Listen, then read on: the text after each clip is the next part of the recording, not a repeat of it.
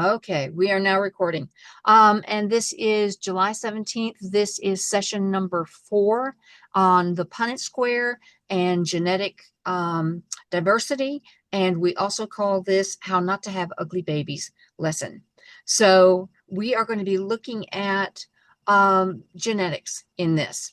Now, you know that you have, how many of you look like your mom? You could be a spitting image for your mom. You can't tell me and my mom and my aunt Evelyn apart. We all look the same. All right, how many of you look at like your dad? And Kyle, if you raise your hand, I can't tell because you have your football picture there. All right, so Atlas, you look like your dad. Hey there. Now I can see your face. So, do you look like mom or dad, Kyle? I look like my dad. Okay, all right. So, why do people look like one parent more than the other parent? If you had a perfect balance, you wouldn't look like either parent. You would be a blend of both of those issues. And so, why do we not look like that blend? Why do we kind of lean towards looking like our mom or lean like looking towards our dad? So we're going to look at genetics. Genetics are the reason you are everything that you are. Everything that you think, feel, the way you smell, the way you smell, the way your pheromones come out of your body and how people perceive you. Um, you the what your eyesight, whether you have good eyesight or bad eyesight, good teeth, bad teeth, your hearing, everything about you is genetically formulated. How does that happen? All right, during meiosis, and we've understood that meiosis is the making of sex cells, either egg or sperm, and we could be talking about flowers to butterflies to people. Doesn't matter. If it propagates through sexual means, then it is going to follow this pattern that God put out. All right, so we have a cell, and the cell first duplicates itself in meiosis 1, and then it duplicates itself again for meiosis 2, and it splits apart and it splits apart again. We now have 1, 2, 3, 4 possible cells. That's one half of your genetic makeup. The other half of your genetic makeup comes from the fertilizing of egg and sperm. Your mom's egg gave you 23 of your chromosomes. Your dad's sperm gave you 23 of your chromosomes. That makes 46 total for people. And so 46 is what we're supposed to have. Can you have more chromosomes than that? Yes, you can. And generally, it makes for a problem. Can you have less chromosomes than that? Yes. If you're missing one of the chromosomes, it doesn't have a match up here, 27th chromosome, you might have Down syndrome. Um, so these chromosomes must link up exactly. The chromosome for your hair must link up with the chromosome for your hair. The chromosome for your eyes must link up with your eyes. The chromosome for the way you hear things must link up with that. All of these things must link up together and exactly, or they don't form a human being. Um, there are throughout all of creation, there are many misses.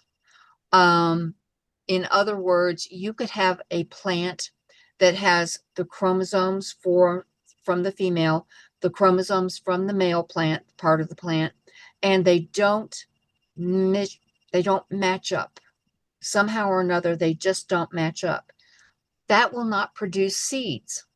And this is the plan that God had to make sure that the mismatches that happen, and they happen a lot, don't propagate into the future. Um, some animals don't settle, they don't become impregnated quickly and well. Llamas are a good example of this. Horses are a good example of this. You can breed a llama or a horse, and they simply do not become impregnated. They lose that embryo, and it does not form into an offspring because there's something wrong with that genetic link up. And God made it so that that unit, if it's off by one or whatever, it just doesn't form. And it's a beautiful thing. It's very sad to think about, but it's a beautiful thing that God allowed certain things to simply just not form in the female part of the plant or the animal, or the human. And so this keeps genetic regularity happening in the planet. This is a good thing because we want to have everything all together, nice and neat, knitted up nice and tight, and for a good, viable genetic offspring. Now, sometimes this missing part will come around and it will connect with a third chromosome. This is called a mutation, and mutations are good things. Mutations are ways of us being able to adapt to our changing environment, such as you used to be able to get this roach spray, and you could, if you had roaches in the house, you could spray it on stuff and it would kill the roaches dead. Well, now the roaches eat that stuff and thrive on it because over time the genetics in their population adapted to eating the poison food. Mice are the same way, rats are the same way. And we have to constantly keep changing our poisons to control our pest populations. All right, so how do we know how to do that? We use something called a Punnette square.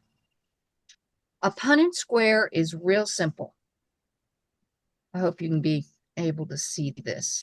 So I've only got two colors. Punnette square, and you see 2 by 2 squares. All right, each of your chromosomes, all right, are divided into one or two methods of fertilization. So let's say that we have a man, blue eyes. And to have blue eyes are recessive. Eventually, blue eyes will die out, and red hair will die out within the next 50 years because it's so recessive. So Atlas, with your strawberry blonde curls, you may have a problem with your children having strawberry blonde hair. So we would put here, because it's recessive, we've got 2 B's, one from dad, one from mom. He marries a woman and she has brown eyes. All right. Now, brown is dominant. Brown will mask the recessive gene. Dominant genes always mask recessive genes. And her dad had brown eyes, but her mom had blue eyes. So this is her genetic makeup. In any of her cells, this is what she's got for eye color. Now, because of meiosis, we split these in half.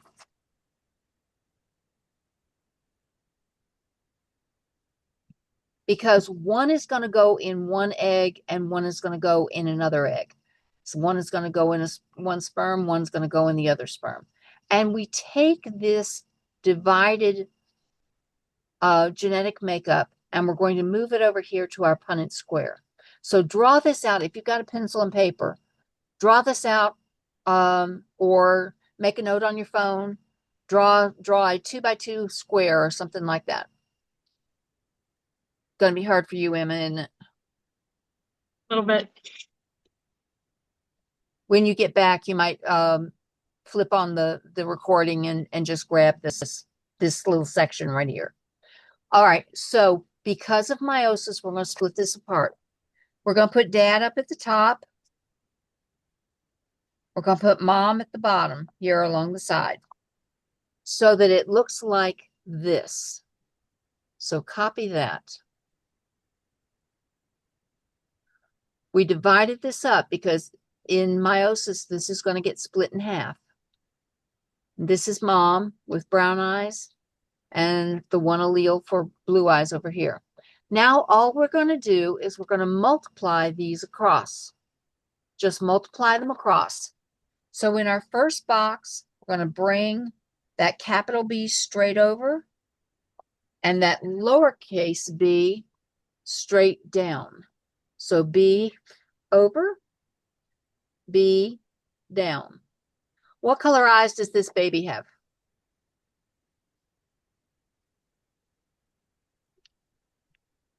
Remember, the Big brown is brown. always Yeah. dominant. Yeah. This baby's going to have brown eyes. Now we're going to do it again over here. Same thing. We're going to bring the B over. We're going to bring this B down.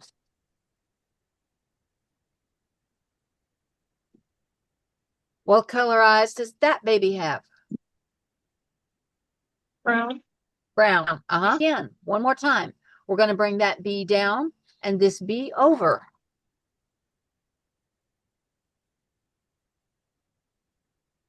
This is what we get now. Now, what color eyes does that baby have? Blue. Blue. Blue, from the same mom and dad. Same mom and dad, exactly with the same thing again.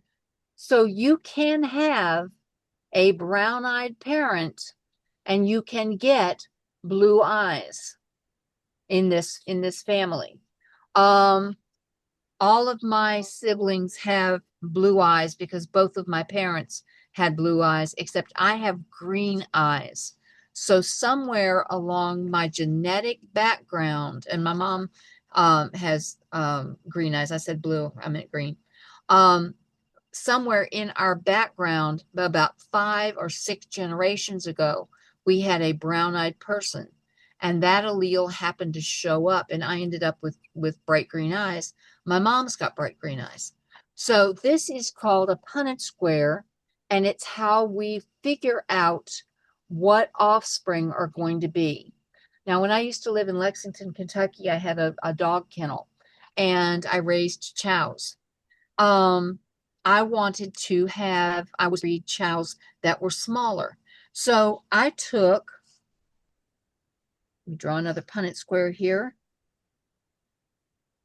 And I had small, oops, that won't work. You won't be able to see that.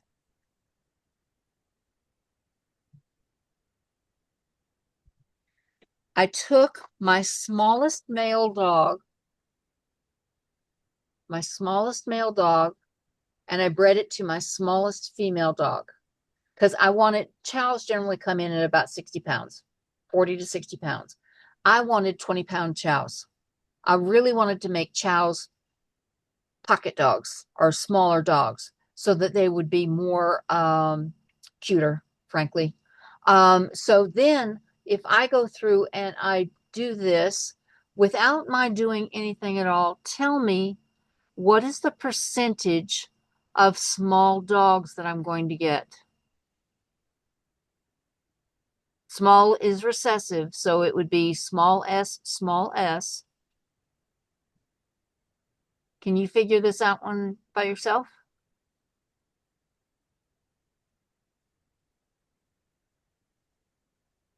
Is it 50%?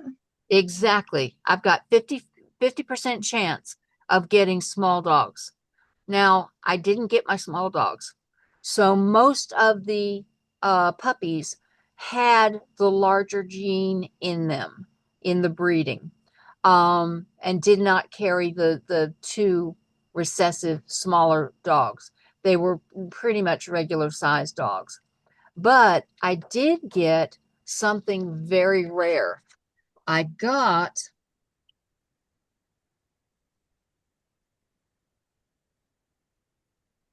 hang on a minute. All right, so now I've got S1 and S2. Now, S1 is for coat color. And over here, my small female had S1 coat color. And what happened was, is when I had these S1s together, I got S1, S1, S1, S1, S2, S1, S2, S1. I'm going to show you this, I promise. Okay. So what I got was my male was black haired. My female was a red dog. And when they mated, they gave me an S1, small s1. This gene right here is a blue coated dog. Now, a blue chow is very rare, and they're kind of like a storm cloud gray. They're just gorgeous, and they have silver tips to their fur. And oh, they're beautiful. They're gorgeous. And most of my puppies back then sold for about $500. My black ones sold for 700, but my blue chow, I got $300, $3,000 for that puppy because it's so rare.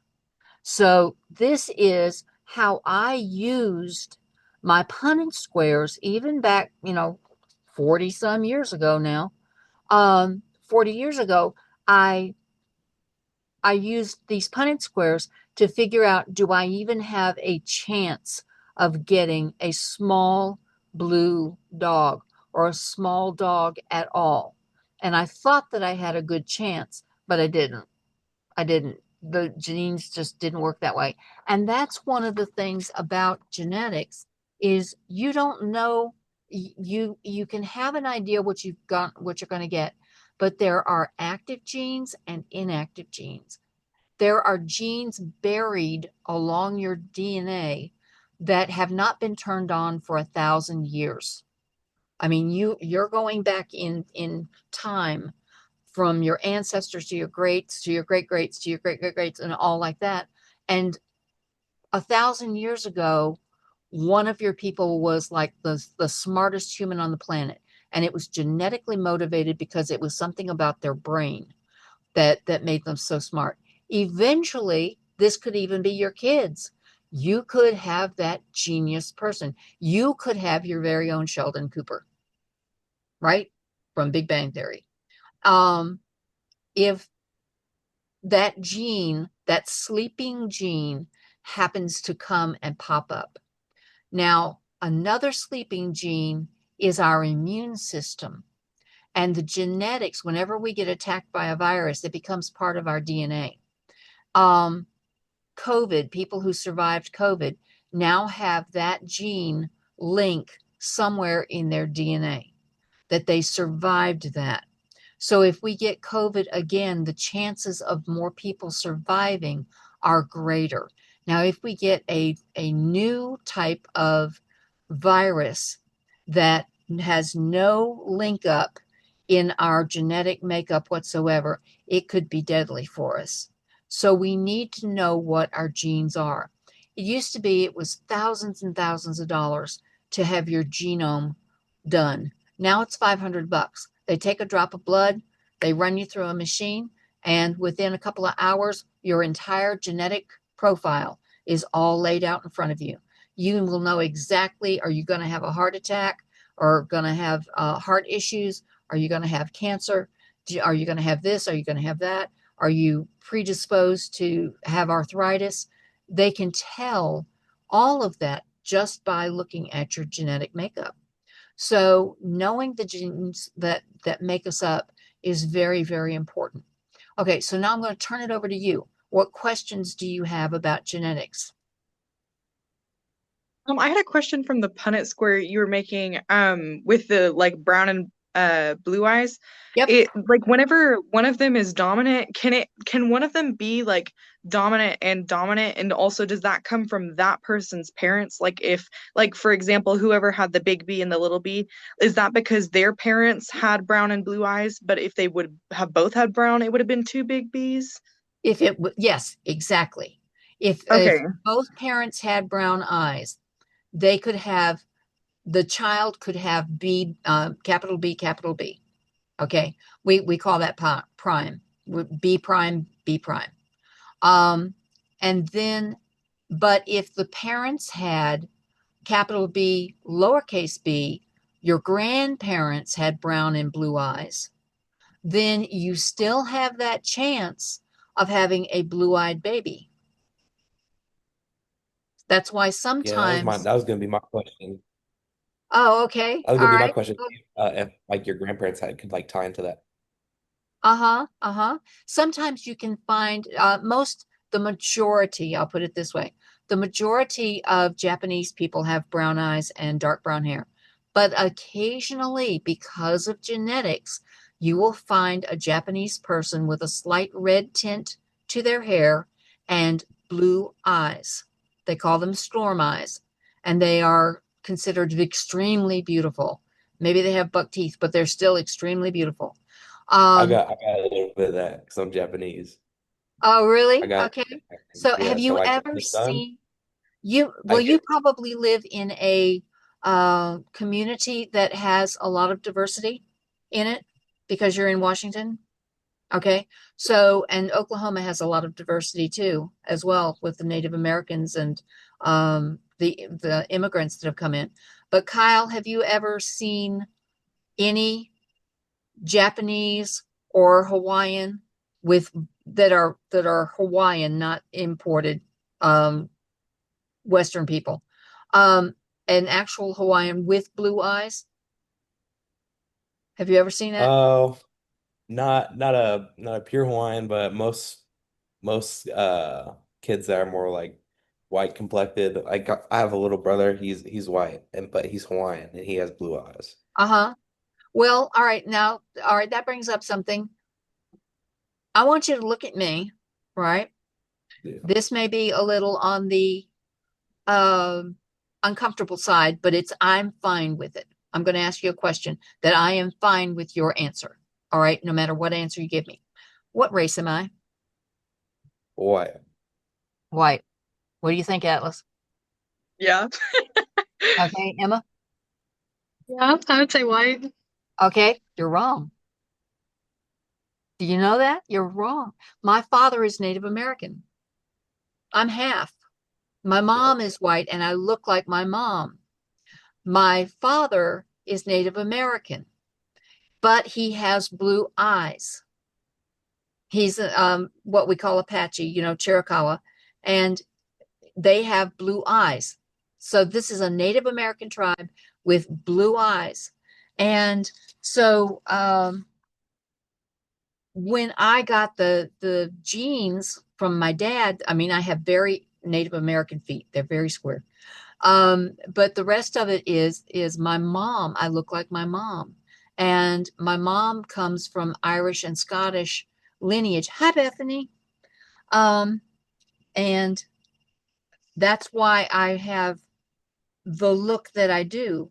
My brother and I do not tan at all. I burn. I don't tan at all. My brother, however, is blonde and blue-eyed and tans to the color of a walnut in the summertime because of the Native American genes. He takes that sun energy and turns it into a gorgeous tan. But I don't. I don't. So it's just very interesting that just because what you see is not always what's inside. And we have to respect that in people. You can't just see somebody and say, this is a book I've already read. I know, how to deal with this person, or this person has certain characteristics because of the way they look. They don't. And sometimes you need to just check yourself at the door there and go, let them tell me about themselves before I make assumptions about them, right? So that's a good thing to think about. Um, Bethany, we've been talking about Punnett squares. I'm going to show you this. This is what we've been doing. Are you familiar with Punnett squares from high school and stuff? Yeah, okay. Figured you might be. So we were looking at dogs and people and all sorts of things. Um, one of the things that I've shown you my kitten. Charlotte, Charlotte Marie. Um, she is a ragdoll kitten, and she was invented by a woman out in California in 1967. Ragdolls did not exist before 1967. She took a Persian and a Siamese and bred them together and ended up with a ragdoll. And a ragdoll has certain genetic characteristics, that big fluffy tail, the giant body, the big ruff around their neck, the fact that they weigh 20 some pounds, um, the fact that they are incredible cuddlers. They will just hug you all the time. Most of the time, Charlotte sits right here on my desk, right here. I can't put anything down with my left hand because Charlotte's there.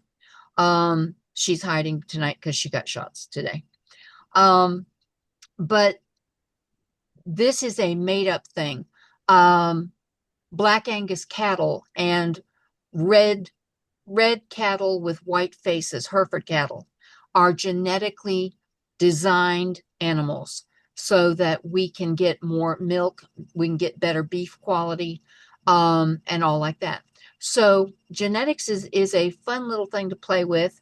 Do you have any other questions? Have you ever thought, what will my kids look like? Say you fall in love, you just madly in love. You're going to marry this guy or this girl, and you look at their parents and you will see what your children will look like. Now, sometimes you get a ringer, you get a strange one, but otherwise, look at their parents. My husband was always told, if you're going to marry a woman, look at her mother, and then you'll know what she's going to look like in 40 years or 50 years or something like that. And it's pretty true. I look like my mom. We wear the same clothes. We change clothes all the time. And we like the same things. We're very, very similar. We're almost like sisters. It's really weird the way things are. Okay, so if there are no further questions, or do you have any strange thoughts or anything like that? Can you hear me? Uh-huh, yes, I can, Bethany.